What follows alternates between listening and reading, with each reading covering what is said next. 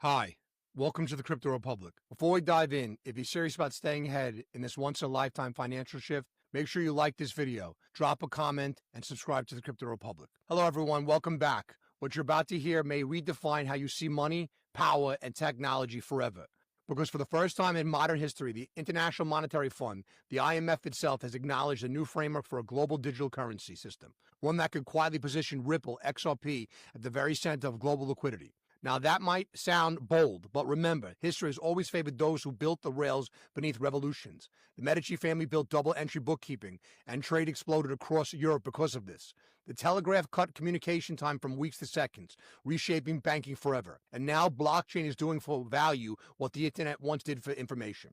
The question is, which digital asset will become the bridge between all others? And according to the new IMF findings, the answer might just be XRP.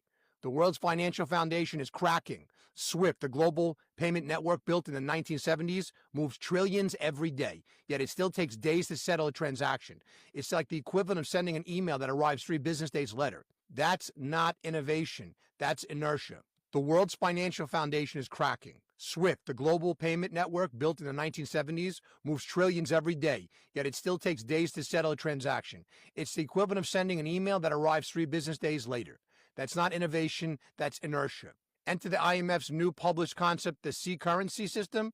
In their words, it's a digital marketplace where all forms of money, from CBDCs to tokenized deposits, can trade seamlessly through a neutral bridge asset. They call it C currency. We call it the missing link, the digital oil of the new economic engine. And here's the twist. This isn't theoretical. The IMF's research specifically outlines a private settlement asset already designed for this role. That model, Ripple's XRP ledger. To understand why this matters, let's rewind. When the Bretton Woods Agreement was signed in 1944, the US dollar became the world's reserve currency, not because it was perfect, but because it was trusted. Trust built empires, but in 2025, trust has migrated from governments to code, and the IMF is adapting. Their vision, a global clearinghouse where transactions don't rely on bilateral trade between banks, but on transparency, code-verified ledgers. That's exactly what XRP Ledger was engineered to do in 2012.